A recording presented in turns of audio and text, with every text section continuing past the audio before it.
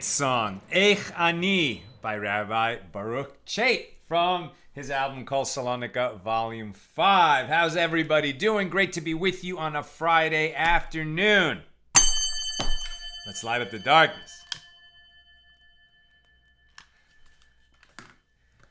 More interesting testimony. The laws of whether we believe a wife who testifies that her husband has died in various situations, why we do, why we don't, and related laws from the Law of Promissory Notes and other areas. Very interesting stuff today here on page 116. Kuf Yud Vav. We don't say Yud Vav. Right? We don't say Yud Vav. We would say Kuf Tes Zion. Exactly. Why not Yud Vav? Right? For 16, normally you would think Yud is 10 and Vav is 16. But Yud and Vav are two of the letters of God's name. So for 15 and 16, which would be Yud Hey, also letters of God's name, they instead do Tes Vav or Tes Zion. All right, who's with us on a Friday afternoon? Paula in Chicago, Yehuda in South Carolina, Gordo in Scotland, Pauline in Chicagoland, Guy in Ohio, Shandor in the Bronx, Belle in North Texas, Anna L has a 2 thumbs up. Other Paul in the Great Northwest, Tom in PA, Renee in Indiana, and Ahmed Imtiaz says UI, and I don't know what that means. And Michelle with us, loves the song, and Mickey in New Jersey. Welcome, everybody. Great to be with you. We're so excited that Shabbos is almost here. I received the hats for the golf team of the Maccabiah games. I'm the coach of the Masters and the Grand Masters going to the Maccabiah games.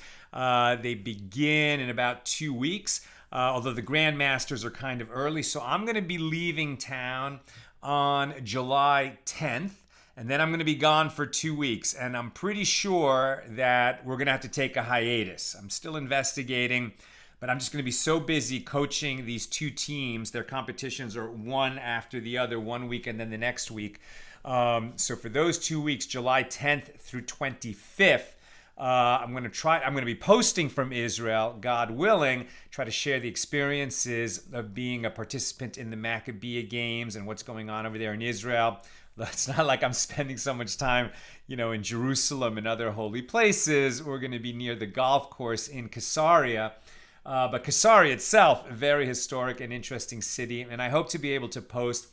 I will keep reading the daf and maybe even sharing some thoughts here and there from the pages that I'm reading. And then, as we've done in the past when we had a hiatus, when we're on vacation, we'll do a highlights show when I get back, covering some of the highlights from those pages that were missed while I was away. But hopefully you will keep your reading going on your own, and then we'll pick it up where the schedule is holding when I get back. That's not until the 10th of July, but I just wanted to give that heads up. Okay. Let's get into it here on page 116. We are in chapter 15, the 15th of 16 chapters, here in Tractate Yevamos, the 14th volume of the Talmud, the laws of levirate marriage. Pertinent to the laws of levirate marriage, we've been examining laws of marriage. And in chapter 10, and again here in chapter 15, there in chapter 10, a husband who went away, and then the wife received the testimony of a single witness that he had died in that other country, and do we allow her to remarry or not? If there were 2 witnesses, for sure she could remarry and there's no risk. If it's only 1 witness that the husband dies, she undertakes a risk that that witness could be wrong, and that one day the husband would come back. If she remarries based on the testimony of that single witness, then the husband shows up, then she would have to divorce the new husband. Really, it's a kind of a bill of divorce is necessary, even though the point is that that marriage was never a real marriage because her husband was never dead. So she would have to leave that new husband, and she would be prohibited to her original husband because she'd been with this man in the meantime.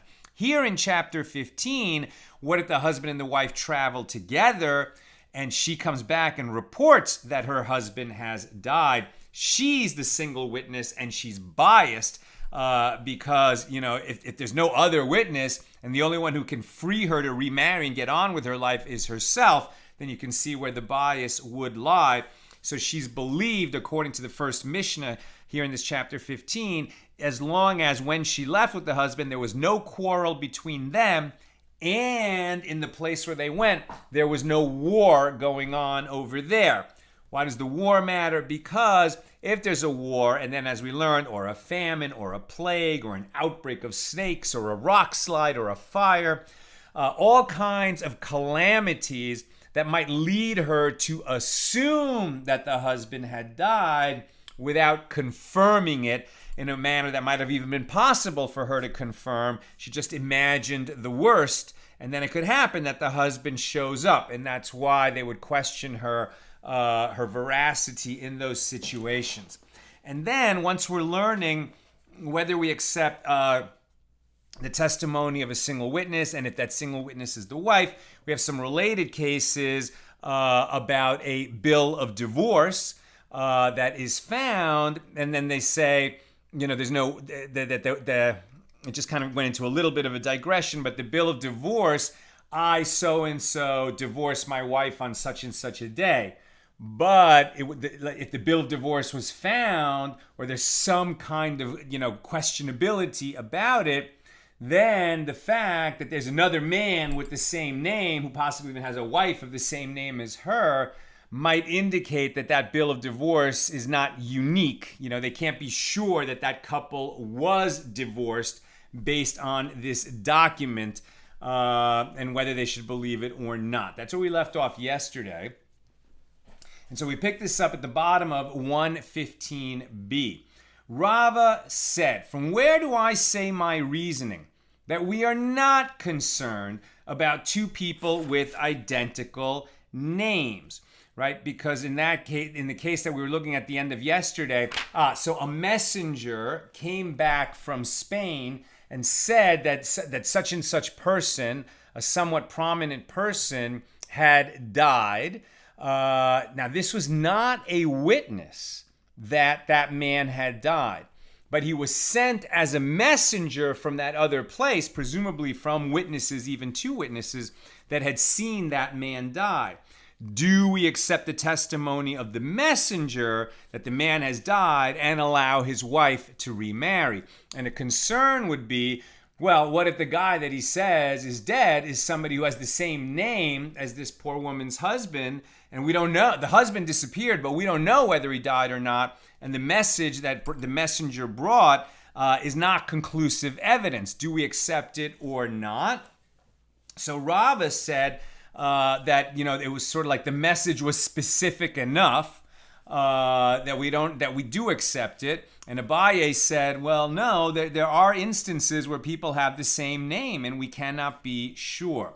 So Rava says, from where do I say my reasoning that we are not concerned about two people with identical names, as there were two promissory notes. So now we're going to look at the Law of Promissory Notes, a loan document, as there were two promissory notes produced in Mechoza, and these names of the creditors were written on them. The creditors, Chave bar Nane and Nane bar Chave, right?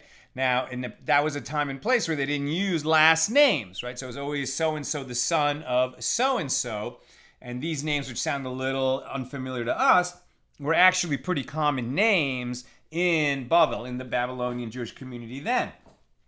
So, the fact that the creditors were named Chave bar Nane and Nane bar Chave, and Rava bar Abu collected the dinars for them with these promissory notes. In other words, he didn't see that there was any confusion of names in the promissory notes, and the creditors were able to collect without concerning himself with the possibility that they might be referring to other people, that there would be other creditors in the other people in the city who could be the actual creditors, who have the same name as these people who are presenting the promissory note for collection.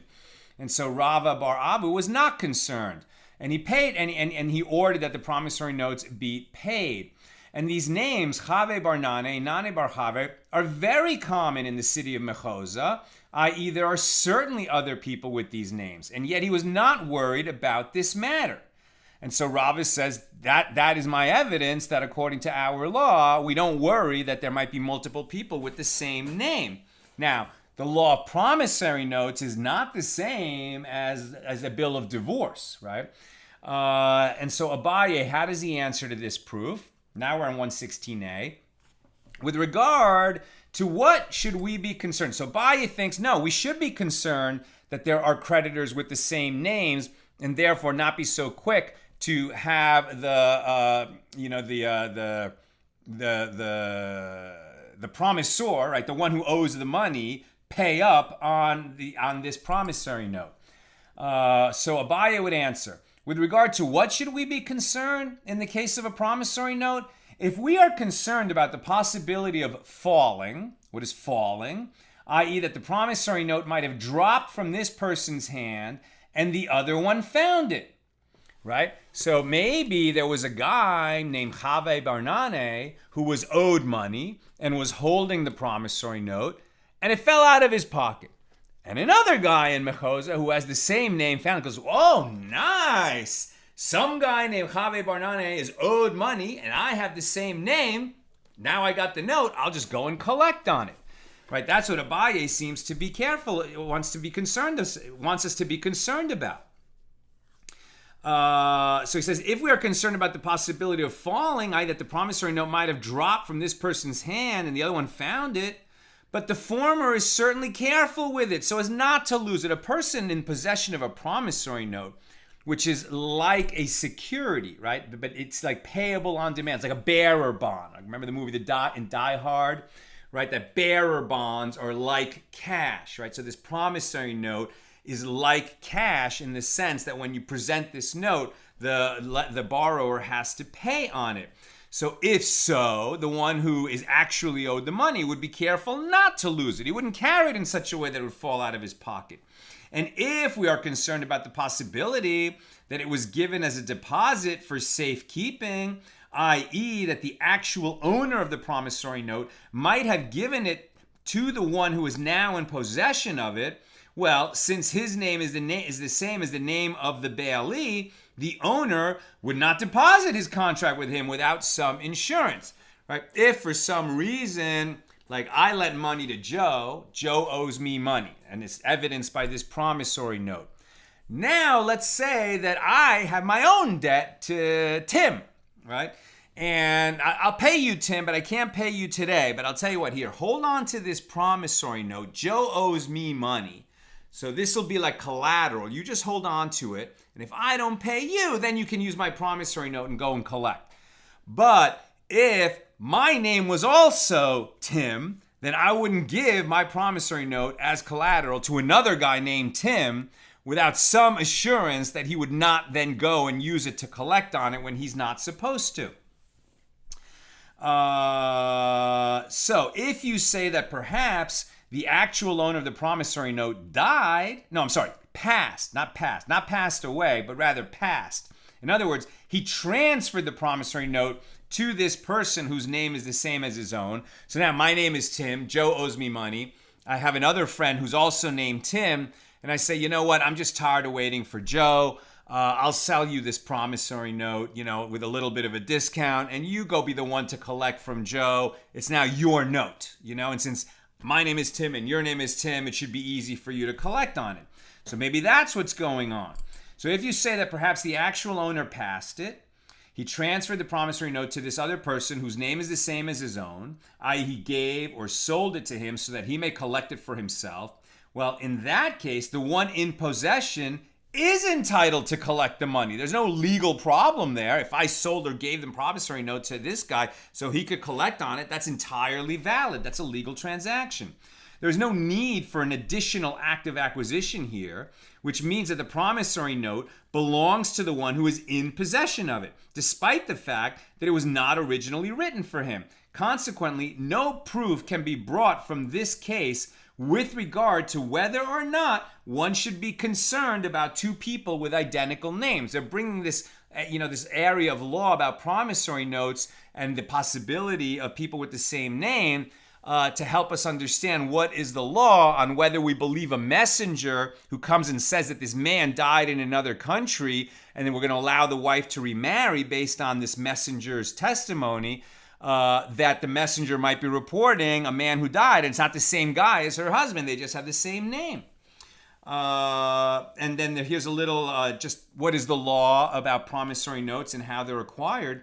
Promissory notes are acquired only through writing and passing. In other words, one who sells a promissory note to another must write to him, acquire for yourself this note and any indebtedness that it includes. If he did not write this, the note is not acquired, not even the paper upon which it was written, and it must be returned. So we see that actually promissory notes are not like bearer bonds in that whoever's holding it owns it.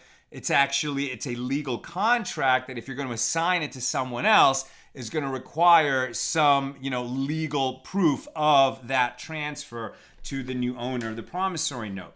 But going back to trying to figure out whether we're concerned about people with the same name in the case of the messenger. Now the Gemara relates, there was a certain bill of divorce that was found in the city of Surah, and the following was written in it. In the city of Surah, I, Anan bar Chia of Nehardea, excused and sent away and divorced my wife so-and-so. And the sages examined the area from Surah to Nehardea throughout almost all of Babylonia, and there was no other Anan bar Chia other than the one they knew, apart from an Anan bar Chia of Chagra, who was in Nehardea. Right? So there's two guys with the same name. One lives in Nehardea, and for some reason he divorced his wife in Surah. And there's another Anan bar Chia with the same name who is from Chagra, but for some reason he was in Nehardea. So, okay, now there's room for some confusion. And yet, witnesses came and said that on that day, when the bill of divorce was written, Anan bar Chia of Chagra was in Nehardea. The other Anan bar Chia was the one who was in Surah and wrote the bill of divorce. So based on all this testimony, I think we can be pretty sure that it's the Anan bar Chia who normally resides in Nehardea, who was in Surah, and he wrote it, and the only other guy with the same name was not in Surah on that day. He was in Nehardea, even though he originally came from Chagra. So Abaye said, even according to my opinion, by which I say that generally we are concerned about the possibility of someone else with the same name, in this case, we're not concerned. And the reason is that the witnesses say that the other Anan bar Chia was in Nehardea. What then is he doing in Surah?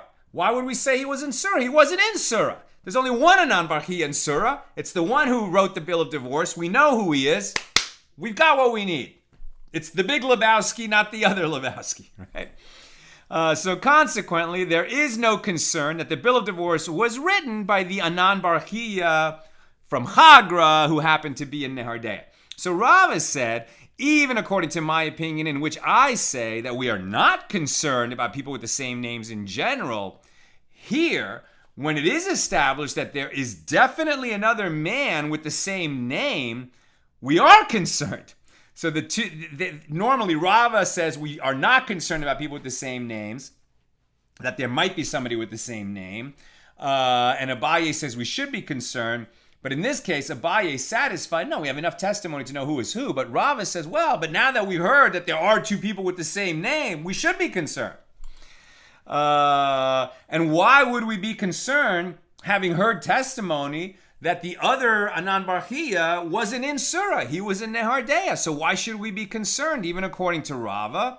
Says Rava, the reason we might need to be concerned is because there's the possibility that this Anan bar Chia went by flying camel from Nehardea to Surah in one day. Or he might have arrived by a miraculous shortcut. Or he might have given verbal instructions beforehand for them to write the bill of divorce in a place where he was not physically located, but where his wife was. And that's why he sent instruction that it should be done on his behalf by his agents. Now, obviously, that third explanation is more reasonable than the flying camel or the miraculous shortcut. By the way, flying camel doesn't mean a winged camel that flies. It's an expression for a super fast camel, like a racing camel. The last answer is, as Rav said to the court scribes, and likewise Rav Huna said to the scribes, when you are in a place called Shili, write that the contract was written in Shili, even when the instructions are given to you in a different place called Hini. And likewise, when you are in Hini, write that it was written in Hini, even if the instructions are given to you in Shili, right? So the fact that what's his name, Anan Bar Chia normally lives in Nehardea, or the one who lives in Hagra and now is living in Nehardea, but the one who normally lives in Nehardea gave the bill of divorce in Surah, right? That's where the confusion enters into this story. And so they're reminding us that, listen, when you write a contract, you should say this contract was written in such and such a place. And that place is where it was actually written, not where the instructions to write it originated. So the Gemara returns to the original question. What was the conclusion that we reached about this case involving sesame plants? The one with sesame plants also having to bear on this question of do we have conclusive evidence that the husband died, was where a friend deposited some sesame plants in a barrel with his friend for safekeeping, came back later and said, give me my plants back. And the friend said, I already gave you your plants. And the depositor said, what are you talking about? I gave you such and such number of plants with these identifying marks, and they're in that barrel. Go look and you can give them back to me. And the guy who owns the barrel says, I already gave you your plants. If there's plants in this barrel, they're my plants, not your plants. And when they brought this case to court, the one who said, I deposited plants with him, and I have identifying marks on my plants. Now, this is not very convincing because plants grow and plants change. So are we going to believe, and they have two conflicting testimonies, are we going to say that the one who says, well, I had these identifying marks on my plants, are we going to believe him? Now we're back to that question. So do they belong to the one who deposited them, or is the claim of the Bailey, the one who was holding them, accepted that he returned them and placed other sesame plants in the same barrel? And that's why it's touching on this other body of law, because there's a possibility that they're either these plants who were originally in the barrel and are still there, or they were replaced by other plants that look the same species. How do we know which is which?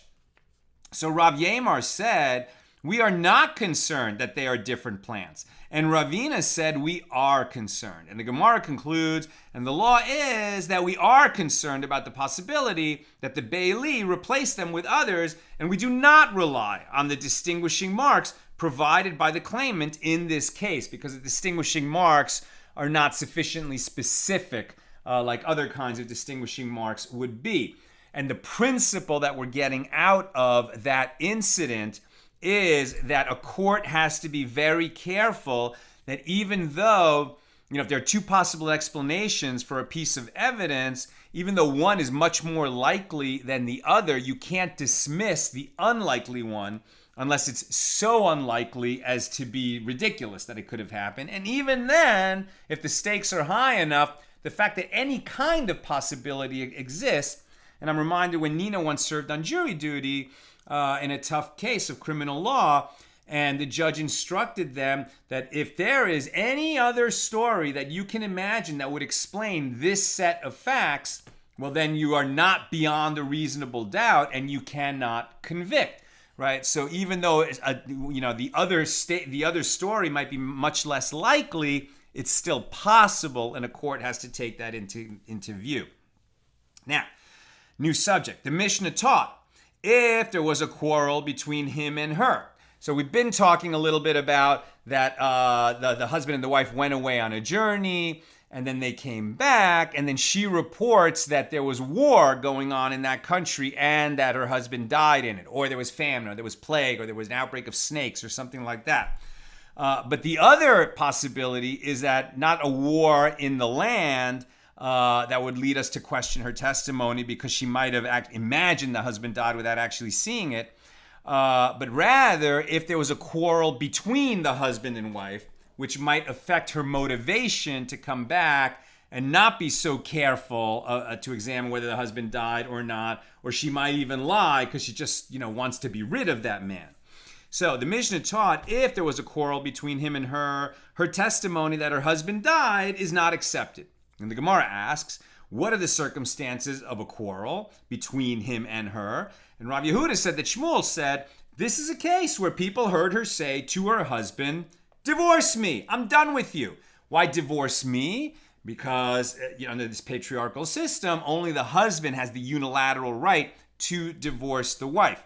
If a wife wants to be divorced because the husband cheated on her, or is not supporting her, or is not providing what he's obligated to provide, she can't write out a bill of divorce to him. She would have to go to the court, and the court would compel him to divorce her. But the normal language of divorce is that the husband gives the wife a bill of divorce.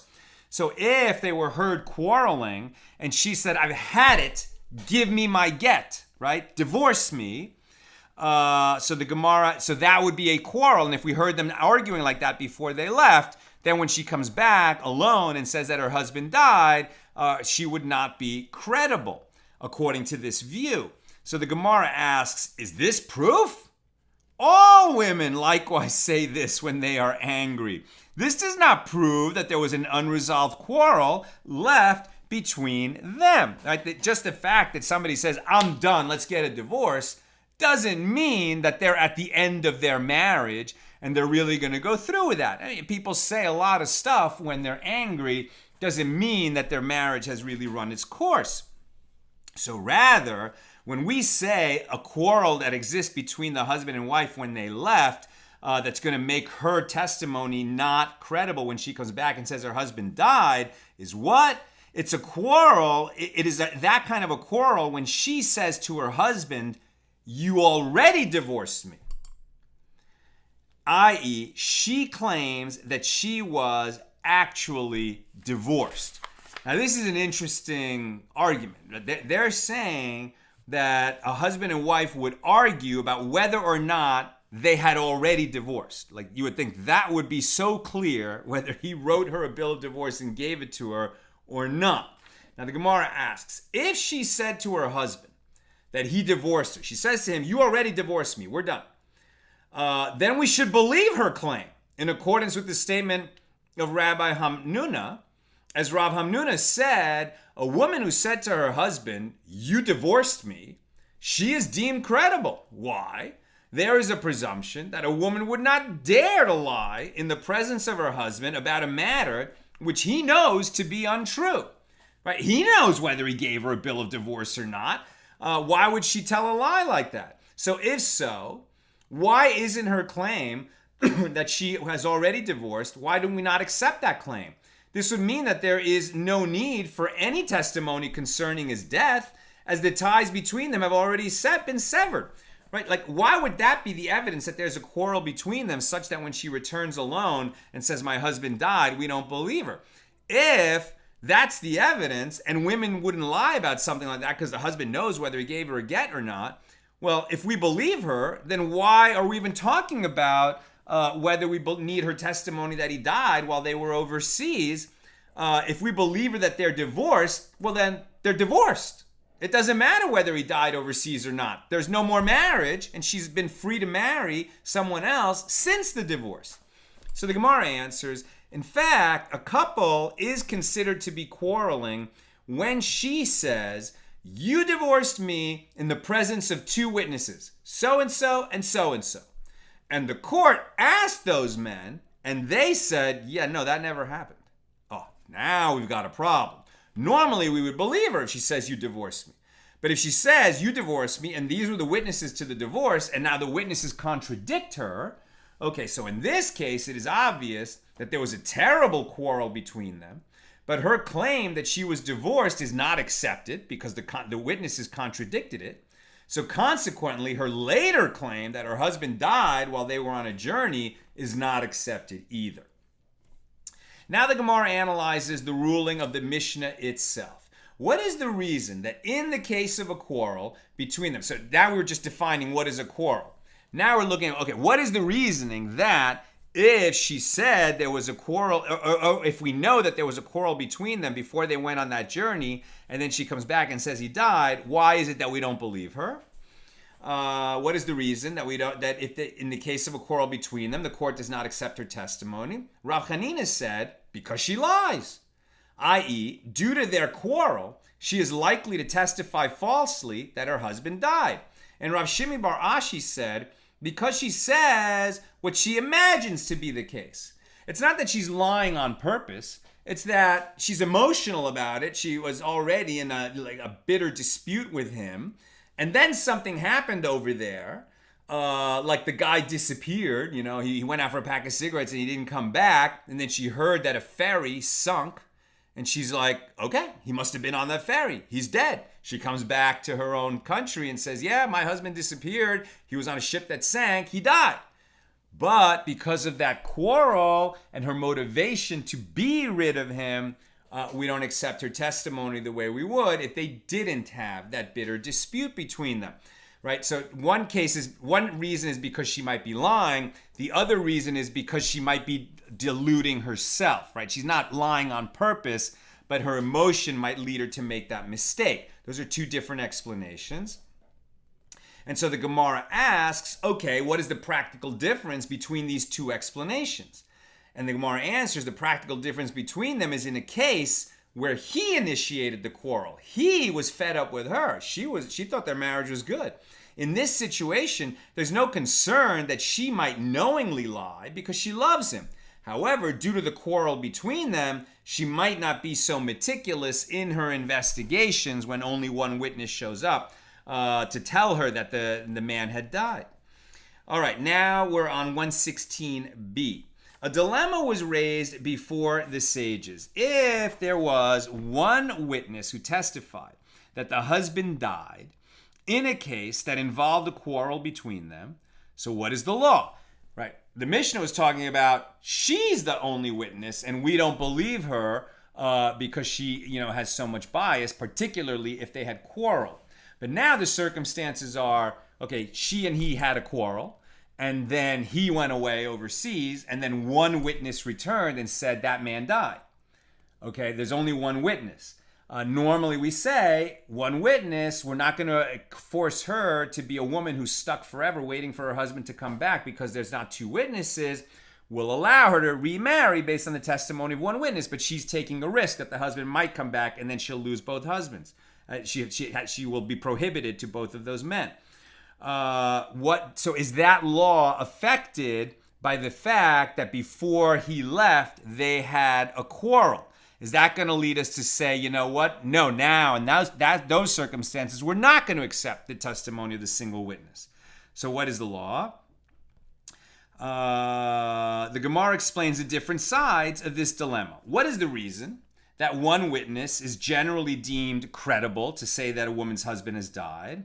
We deem it credible because this is a matter that is likely to be revealed, and one does not lie in a case of this kind. I mean, if the witness is lying that man died, well, eventually that man is going to return, and then it'll become obvious that the witness lied. So in those circumstances, witnesses usually do not lie. Here too, one witness would not lie for that reason. Or perhaps the other side of this dilemma is that one witness is deemed credible is because she herself is exacting in her investigation. Because she's undertaking a risk in remarrying based on the testimony of a single witness, she's not going to just, okay, I have a witness and run to court and get the divorce. She knows that she's taking a risk herself by remarrying on the testimony of one witness. So she's going to do everything she can, send investigators, send letters, inquire in every possible way to get as much confirmation as she can that the husband died before she goes ahead and remarries. But if there was a quarrel between him and her before he went away, maybe that would lead her to be less meticulous in her investigations. So for that reason, maybe we should not accept the testimony of a single witness in a case where the husband and wife quarreled before the husband went away. So which is it? Teku. We let this question stand unresolved. New subject. The Mishna taught that Rabbi Yehuda says that a wife is never deemed credible when she testifies that her husband died unless she came crying and her clothing was torn. While the rabbis who disagree with Rabbi Yehuda, the majority, say that she may remarry in any case, and her emotional outburst before the court is not dispositive in any way. And it is taught in a baraisa, the rabbis said to Rabbi Yehuda, according to your statement, a crafty woman who knows how to deceive will come with torn clothes and crying, and she will be permitted to remarry. However, a foolish woman who does not know how to deceive will not be permitted to remarry. Is this a fair outcome? Rather, both this woman and that woman may marry. Right? The fact that, the law of evidence in this case is that as long as there was peace between them and peace in the land where they were visiting, and then she comes back and says, my husband died, we believe her and we allow her to remarry. Rabbi Yehuda said only if she's forlorn and upset, an emotional state that looks like a woman who lost her husband. And the rabbi said, well, some women can act like that. And other women, even if they are emotional, by the time they get back, they're not going to seem so emotional. And we're not going to make their apparent emotion part of the evidentiary process. And the Gemara relates, there was a certain woman who came to the court of Rabbi Yehuda. Now, the majority rule that whether she's emotional or not, we believe her testimony if the other circumstances are correct. But this poor woman came to Rabbi Yehuda's court. So maybe he's going to hold according to his own view, even though he's the minority view. So the people sitting there said to her, listen, dear, lament your husband, tear your clothing, unbind your hair, so that you have the appearance of a mourner, and then the court will believe you. And the Gemara asks, did they instruct her to lie? Were they teaching her how to get away with a lie because her husband didn't actually die? And the Gemara answers, no. They thought, in accordance with the opinion of the rabbis, that it doesn't matter what your emotion is, and that it is permitted for her to remarry in any case. However, they were concerned that Rabbi Yehuda would rule that she may not remarry if she did not display her grief in accordance with his own opinion. Therefore, they said that she should do this so that Rabbi Yehuda also would permit her to remarry. They were just coaching her according to this judge. But in any case, they already believed her, and according to the majority, she would have been allowed to remarry anyway. And that's where the Gemara ends its commentary on Mishnah number 1 here in chapter 15. All right, Mishnah number 2. Mishnah number 2. Beis Hillel say, we heard that one may accept the testimony of a woman concerning the death of her husband only when she comes from the grain harvest. Whoa. We've been saying she comes from overseas as long as she and the husband were at peace and the nation they came from was at peace, we believe her. Now, Mishnah number 2 is saying that according to Beis Hillel, which is generally speaking the accepted view, that we're only going to believe her if she's coming from the grain harvest. Doesn't that, in a tremendous manner, limit the number of cases where we believe the woman? What's going on here? But there's more. So Beis Hillel say, we heard that one may accept the testimony of a woman concerning the death of her husband only when she comes from the grain harvest, and when she testified in the same country where he died, and in circumstances similar to the incident that occurred in which a lenient ruling was issued, as will be explained when we get to the Gemara. So now, according to this Mishnah number 2, it's like, okay, there are some cases where we're going to accept the testimony of a woman that her husband died, but they are vastly more limited than we initially thought. It's only going to be when she's coming back from a grain harvest, so at a certain time of year, and where she's testifying in the same country as where the husband was apparently lost, and where there's other circumstances that are similar to an original incident. Meaning that generally speaking, we don't believe a woman who's the sole witness that her husband died unless there's a very particular set of circumstances surrounding it, similar to one particular case where a woman's testimony was accepted, and otherwise we don't. That's the view of Beis Hillel. Beis Shammai said to Beis Hillel, right? So the followers of Hillel, the followers of Shammai, these were the two major schools of Jewish law during the late Second Temple period and beyond. So Beis Shammai said to Beis Hillel, the same law applies to a wife who comes from the grain harvest, and one who comes from the olive harvest, and also one who comes from the grape harvest, and even one who comes from one country to another country. Although the incident that you're talking about took place during the grain harvest, the sages spoke of the grain harvest when they issued their ruling only because it was the present occurrence at that time, i.e. that is what happened in practice. But this is no proof that women are deemed credible with respect to the death of their husbands only when she arrived specifically from the grain harvest, like in that incident. And the Mishna comments, Beis Hillel retracted their opinion and decided to teach in accordance with the opinion of Beis Shammai. And now we see that what this Mishnah number 2 is about is, for a while, some of the population held a much more limited view of when a woman's testimony is accepted about the death of her husband, but ultimately we did come back around to the law as it was expressed in Mishnah number 1. Now the Gemara. So aren't we dying to know what was this one incident that for a long time Beis Hillel said only in those circumstances do we believe the woman? But we're not there yet. The Gemara says, it is taught in a Baraisa that Beis Shammai said to Beis Hillel, according to your statement that this law applies only in circumstances similar to the incident that occurred, so if so, I have derived only that it applies in the wheat harvest. From where do I derive that the same applies in the barley harvest? Meaning a different time of year, right? The wheat harvest is later than the barley harvest. And I have derived only that it applies to one who reaps grain. From where do I derive that this law includes someone who harvests grapes or olives or dates or figs? Rather, say Beis Shammai, that incident which occurred during the grain harvest, and the same is true of all these other circumstances. Here too, concerning a woman who comes from another country and other similar cases, the incident that occurred took place in that country, but the same is true of all other cases, right? So in other words, the precedent that we're using to change the law, presumably before that, they didn't accept the testimony of a woman that her husband died because she was a single witness. So they didn't accept that. But eventually a case came before the court and they accepted the testimony of a single witness. So that became the precedent, that they accept a woman's testimony that her husband died. But how broad is that precedent?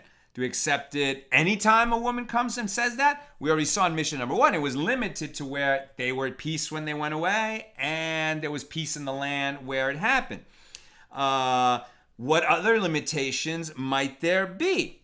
So, Beis Hillel, how do they respond to this argument? Beis Hillel, who said, no, we only accept the woman's testimony in circumstances virtually identical to that incident that happened.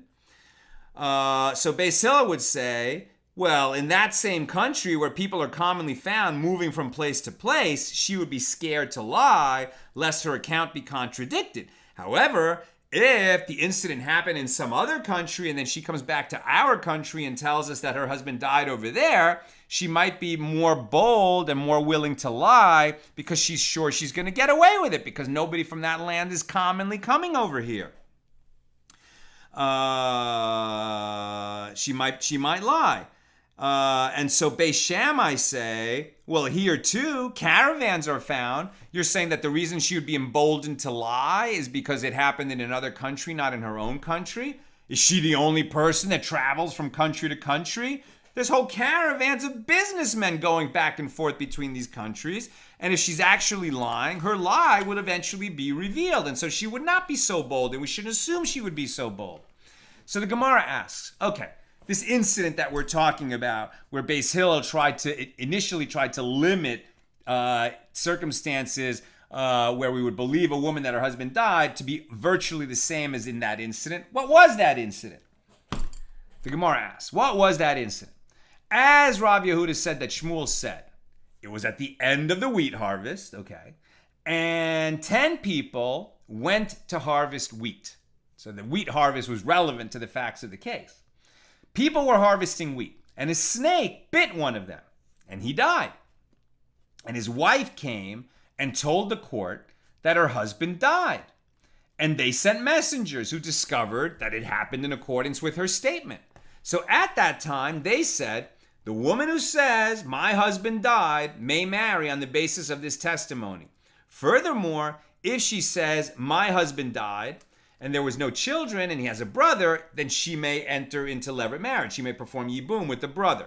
This is the case to which Beis Hillel referred. Now, when you think about this case, okay, so wait a minute. So her husband was one of 10 people who were harvesting wheat, and he was bit by a snake and he died. Now, it sounds like there were 10 people in a field. Now, maybe they were in very different parts of the field when he got bit by the snake, but presumably the other 9 people would become aware that he died. So it's not like she's the sole witness that this happened. Why wouldn't we just get one of these other people? In fact, when she came to the court, she said, my husband died. They investigated. And indeed, these other 9 people said, she's right. She's telling the truth. That man died. We were there. We saw it. So there's a note here. The commentaries ask, just because the woman was deemed credible in one case, should this be permitted in every instance? Now, they explain that, in fact, the sages maintain that in general, one may rely upon the testimony of a wife. But they did not want to establish this as the law until the matter was clarified in practice. Very interesting, right? Sort of a little bit unlike the way the courts work, in sort of an American court system or a British court system. Here they're saying, well, if we make a ruling, we don't want it to become the precedent for all similar or even slightly similar cases. We want to issue a ruling that's narrow, and then let's see what happens in practice. And then, as long as it doesn't lead to abuse, then maybe later we'll establish this as a more broad precedent. And that's the way that they function. Furthermore, that same case proves another important point, as those people who were present during the grain harvest at that time did not come of their own accord to testify in court. The court had to go track them down, right? So now this woman who wants to remarry, maybe it was very difficult for her to find other witnesses to come and back up her account. And that's why she came alone to the court. But it wasn't that there was only a single witness, her. It was that it was onerous and difficult for her to find another witness to come with her. The court had to go and make that investigation and maybe lay out more money for the cost of the investigation than she herself could have borne. And that's another reason why the sages were actually wanting to believe the testimony of a single woman that her husband died in order to free her to get on with her life and marry again. Now, the Gemara analyzes this dispute. Let us say that Rabbi Hanania ben Akiva and the rabbis who argued in this case, the case where this man died during the wheat harvest, they disagree with regard to the issue that is the subject of this dispute between Beis Shammai and Beis Hillel. As it is taught in a baraisa, a person may not carry the waters of purification, i.e. the water containing the ashes of the red heifer, for the ritual purification of one who became impure through contact with a corpse, and the ashes of purification of the red heifer, and transport them on the Jordan River. And one may not transfer them across the river in a boat. Right? Why are we talking about this? So there's a law that was established by a court that one may not take the waters of purification, right? This is the waters that are mixed with the ashes of the red heifer when the temple is standing, so that somebody who comes into contact with a corpse can be sprinkled with those waters and become rid of their corpse tuma, become tahor again, ritually pure, so they can enter the temple. right? So those waters of purification were very important. Otherwise, anybody who helped bury a body could never enter the temple to bring a sacrifice if those waters disappeared. And there was this incident when the waters of purification were brought across the Jordan River in a boat, and later they found that there was some little piece of a corpse in that boat, and it rendered the whole, jar of the waters of purification disqualified. And at that time they said, you can't bring the waters of purification in a jar across the Jordan River in a boat. Now, what was that law? That you can't bring the waters of purification across the Jordan River ever? Or you can't bring them across the Jordan River in a boat? How much are we going to limit that law to circumstances that are the same as the incident which caused that law to be enacted? That's why we're discussing it now. One may not stand on one side of the river and throw the ashes to the other side, nor float them upon the river as he crosses, nor ride with them across the river on his donkey or his horse, neither on the back of an animal, nor on the back of another person, as all of these cases are similar to a boat that passes over the water, unless the legs of the rider were touching the ground. If the river is shallow enough that you can walk across the river, then you can transport the waters of purification across the Jordan River. However, one may transport them across the river over a bridge. Now, are we saying that this only applies to the Jordan River or any body of water? Now, this prohibition applies both to the Jordan River and all other rivers. So Rabbi Hananiah ben Akiva says, they said this prohibition only with regard to the Jordan River and only with regard to transporting in a boat and in circumstances similar to the incident that occurred when ritual impurity was found in a boat on the Jordan River. Now note that when they say in that law about transporting the ashes of the red heifer across the river, that you can't do it, if you say that law only applies in circumstances that are very similar, where it was the Jordan River, and transporting it in a boat, and in other circumstances that were similar, that leads to a leniency where you're going to be able to transport those waters of purification in a boat across, the Sea of Galilee, or in a boat across the Arnon Brook, or some other body of water, right? So that's going to be permitted. It's only in the circumstances very similar to the original incident that they would say no boat and no transport across the Jordan River. In our case, that we're only going to believe women, that their husbands died in circumstances that would be the same as that original incident when a woman's husband died during a wheat harvest. If we only did it in circumstances that are similar, that would lead to a stringency for other women, right? So bear that in mind. So let us say that the rabbis say, in accordance with the opinion of Beis Shammai, that when a decree is enacted due to a specific case that occurred, this law applies in all similar circumstances. And Rabbi Hananiah ben Akiva, he says, in accordance with the opinion of Beis Hillel, that the decree applies only in the exact circumstances as the precedent case, right? And remember, if you hold only like the incident, sometimes that leads to a leniency, and sometimes that leads to a stringency.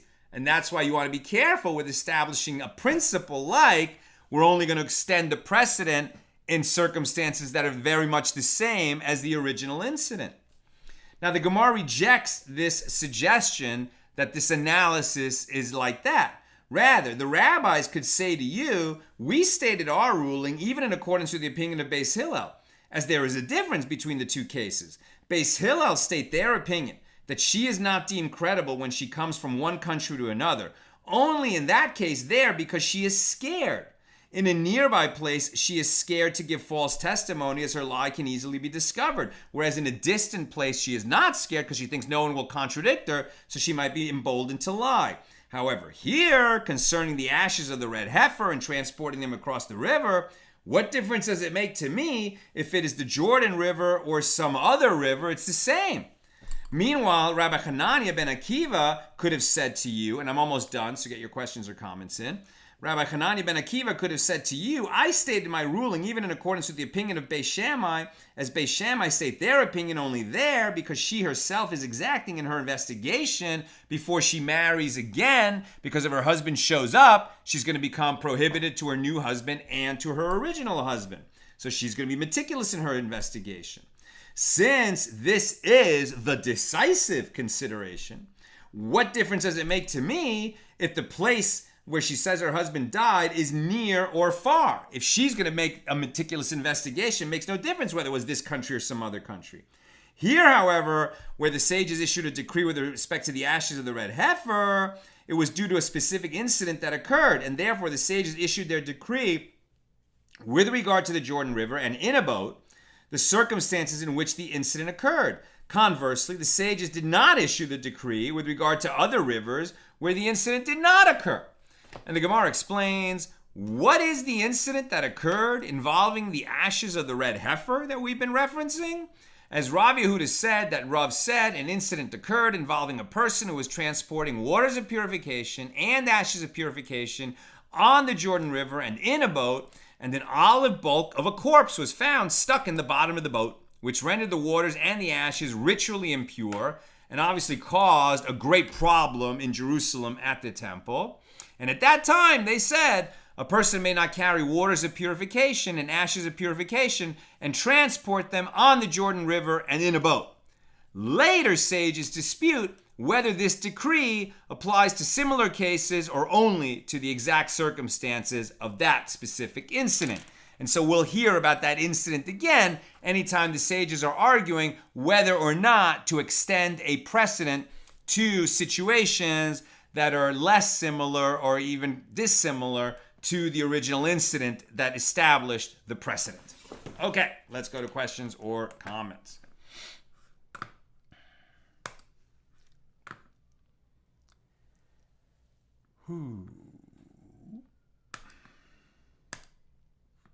On Yevamos 116, Nina's telling me no comments.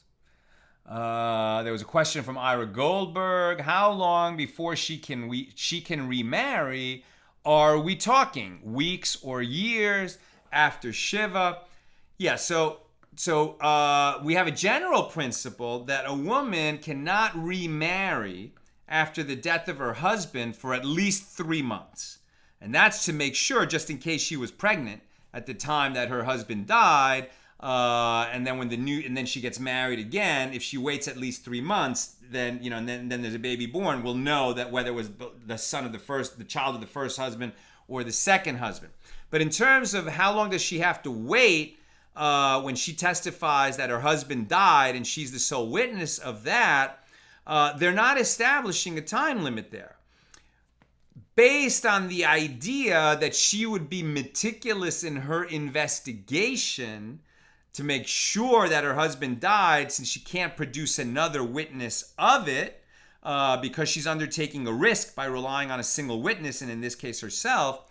So we would assume that it would be long enough that she could conduct a meticulous investigation, but they're not giving a parameter of how long that is. Okay, that's what I've got for us today. With God's help, we'll be together again tomorrow night, Motzi Shabbos, for page 117. And, it's the summer, so Shabbat ends so late. But I'll do my best to get on the air by about 9:30, 9:40 Pacific time. Have a great and rejuvenating Shabbos. And remember that this Shabbos happens to be the yahrzeit of the Lubavitcher Rebbe, who died on Gimel Tammuz, the third of the Hebrew month of Tammuz. And he really is an inspiration. And his saying that where it is darkest, create light. Or some say, instead of whining about the darkness, light a candle. Right? And so whether that means light a candle in the world, where there is darkness, seek to add light, or when you find darkness inside yourself, those parts of you that we don't want to examine the darkest parts of ourselves. Yeah, well, that's the part that most needs examining. Bring light to bear and realize that whatever are our biggest, impulses and those things that seduce us, our inclination to do wrong, right there lies our greatest capacity to create good. That's actually a strength waiting to be unleashed when we just examine what our darkest places are, ask God to help us illuminate them and to transform that